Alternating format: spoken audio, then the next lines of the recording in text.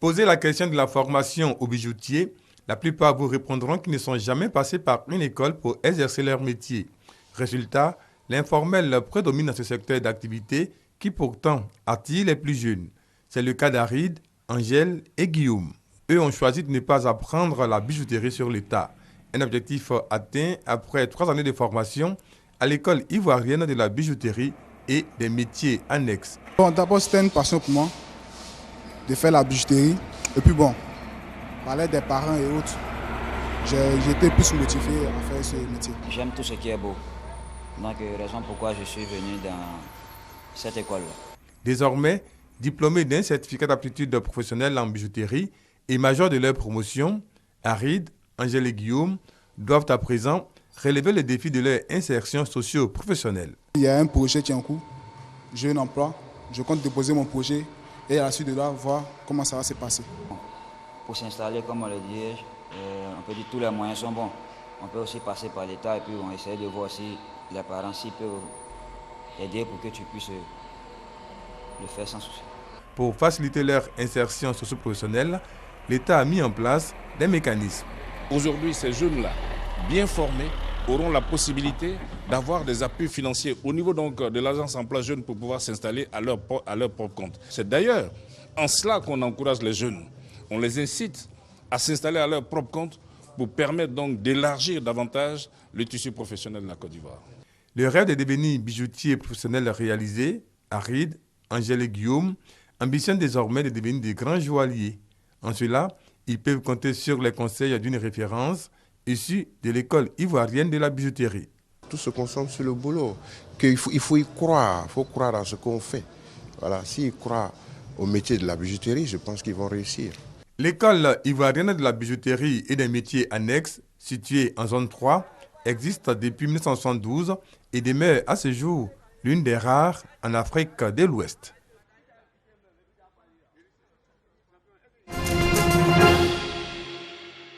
À une trentaine de kilomètres à Bengro, en provenance d'Abidjan à Niassoué. Cette localité est l'une des plus dynamiques du département d'Abengro, dont elle dépend administrativement. Mais à Niassoué, ironie du sort, se retrouve entre deux cultures, portées respectivement par les peuples Ayua et Ndénia. À l'origine, je suis Ayua et j'ai été dans un cadre indénié.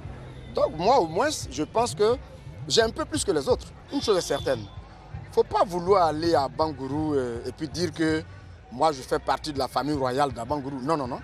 L'histoire du peuplement d'Aniassoué, aujourd'hui canton, est identique à celle du peuplement d'Ara, chef-lieu du département et siège de la tribu Ayua dont fait partie intégrante le canton Aniassoué.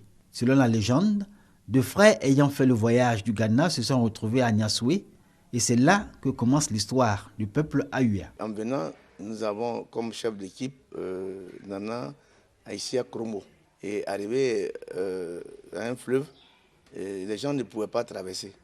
Donc elle a josé le coin, elle a vu que vraiment le coin n'était pas tellement débordé pour qu'on puisse dormir là. Donc elle a dit que les yeux sont paresseux, les yeux ont peur. Voilà, c'est là que nous avons traversé et nous sommes venus vers ici.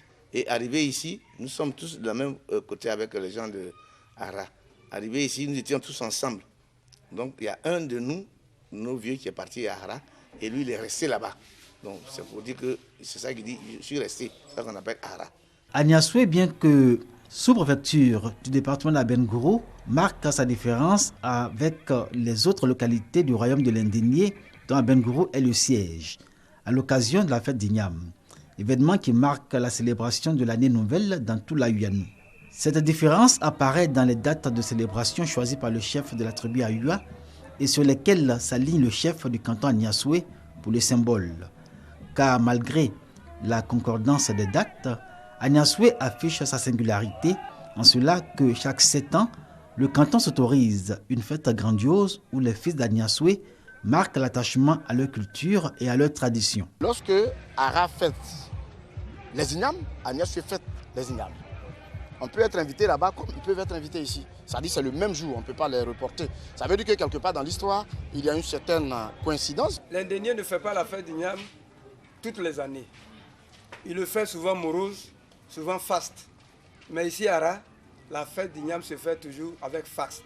Ara va célébrer sa prochaine fête d'Ignam le 23 décembre 2016, alors que pour Agnassoué, ce sera en 2018. Du moins, tel que l'envisage le chef du canton, Agnassoué Nana Ano II. Mais d'une fête à une autre, c'est toujours la culture du peuple de la Yuanou qui est valorisée.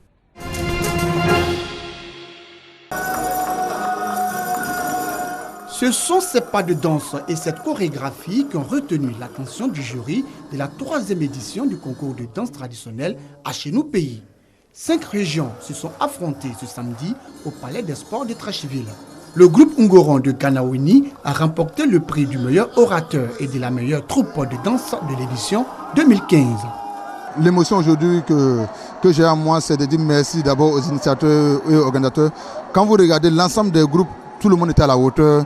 Et aujourd'hui, la chorégraphie a permis à tout un chacun de pouvoir retrouver l'identité culturelle de chez lui. Achenou Pays est un concours qui vise à promouvoir les danses traditionnelles et les sites touristiques de Côte d'Ivoire dans leur originalité. Cette année, on sent plus de maturité. Les groupes participants ont véritablement compris le bien fondé de cette célébration de nos us et coutumes. Aujourd'hui, nous, jeunes, nous sommes tournés vers d'autres horizons, d'autres civilisations. Quoi de plus normal pour un jeune comme nous de faire la promotion de nos us et coutumes. Personne ne viendra faire notre promotion à notre place. Tant que nous-mêmes ne prenons pas donc l'engagement de faire valoir notre richesse culturelle. Selon le directeur de Côte d'Ivoire Tourisme, Jean-Marie Sommet, la matière première du tourisme, c'est la culture, mais c'est aussi une matière première pour la cohésion nationale. Des propos qui entrent dans le cadre des objectifs du Achenou Pays. Une vingtaine d'artistes et un public acquis à la cause du mouvement. La 4e édition du festival Hip-Hop Enjaillement a tenu toutes ses promesses à la place Ernest Oliguier de Trècheville. L'initiatrice Nash, adepte du langage Nouchi, a elle-même donné la cadence de ce spectacle.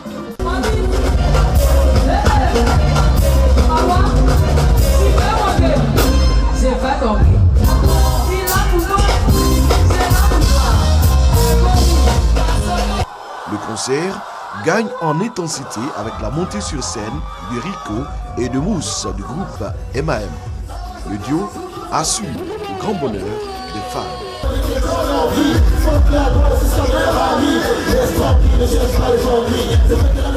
Aujourd'hui, donc, on est content aussi de vouloir aujourd'hui apporter aussi la reprise du mouvement hip-hop qui est déjà là, qui est déjà gros et qu'il fallait juste pousser un peu. Sans grands moyens, les organisateurs se réjouissent d'avoir réussi leur pari.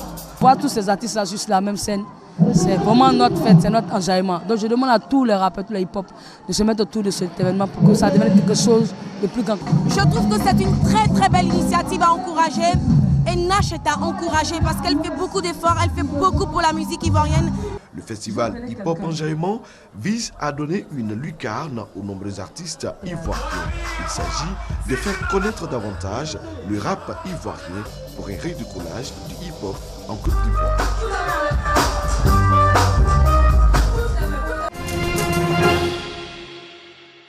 Danse, chant, jeu. Les temps forts qui ont marqué cette cérémonie de don aux enfants de l'orphelinat de Benjerville. Ces enfants, visiblement heureux, ont reçu de nombreux présents éducatifs et instructifs de la part de l'organisation non gouvernementale Gaïa. Pour les plus petits, nous leur avons offert des objets ludiques pour qu'ils puissent s'amuser. Mais la demande spécifique du service social de l'orphelinat était qu'on leur offre des Scrabble pour que certains puissent combler les lacunes qu'ils ont dans la langue française. Responsables et enfants de l'orphelinat de Benjerville heureux saluent l'initiative de l'ONG Gaïa. Ces enfants-là ont besoin de joie, ils ont besoin de se sentir en famille et c'est ce que donne ce soir l'ONG Gaïa. Nous voulons remercier l'ONG Gaïa pour ces cadeaux qu'elle nous a apportés. Que Dieu bénisse l'ONG Gaïa et qu'il les protège et qu'il les accompagne. Après avoir reçu leurs cadeaux, les enfants de l'orphelinat de Benjerville et leurs encadreurs ont fait montre de leur talent et de leur savoir-faire de danseurs.